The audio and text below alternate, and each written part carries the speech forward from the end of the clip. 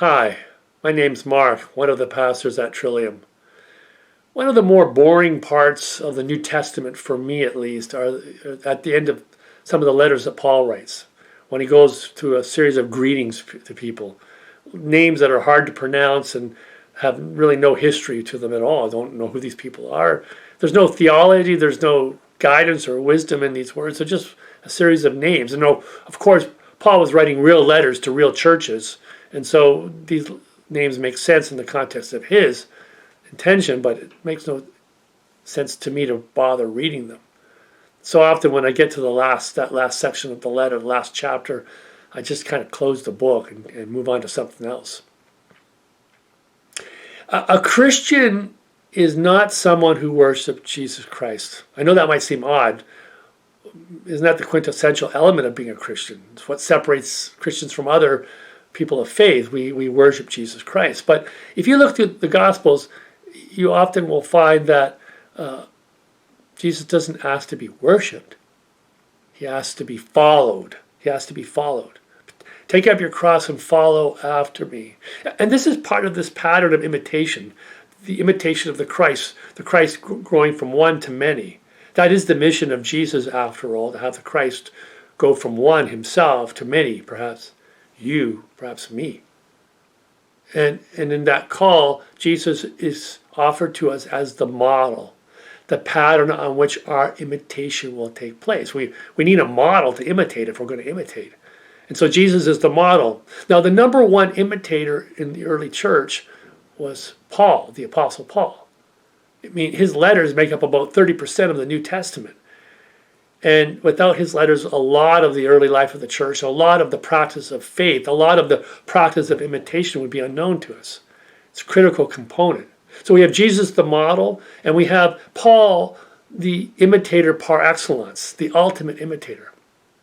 See, because it's important to not only have the model, we need to know and have examples of imitation. Now, for the early church, it would have been the disciples, the 12 that followed Jesus, the apostles.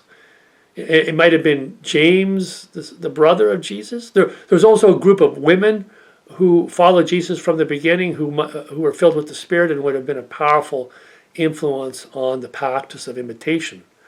And because of these people, the church began to grow in leaps and bounds. The Christ was being multiplied in the midst of the early community of believers. And yet, the greatest of all the imitators was Paul.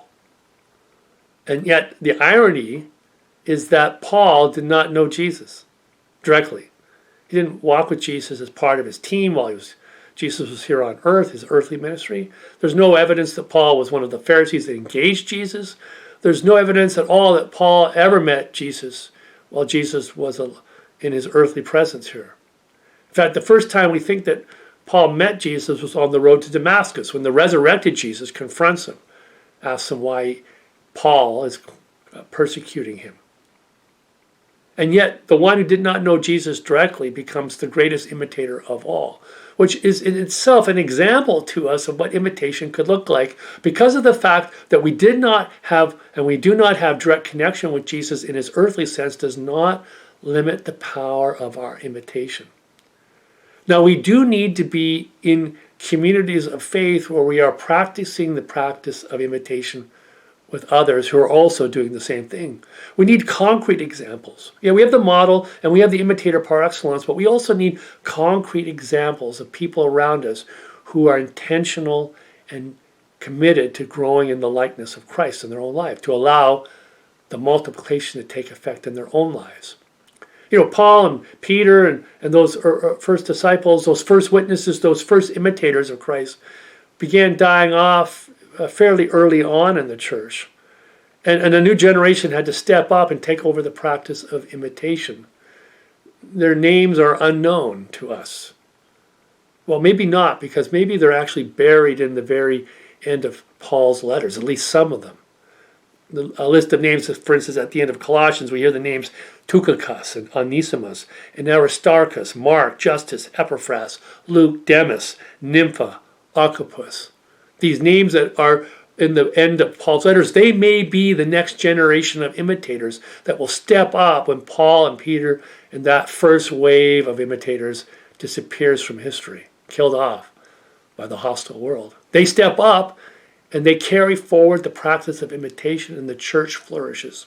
And I'm thinking, if we commit ourselves to the practice of imitating Christ too, maybe someday, to their names, we can add our own.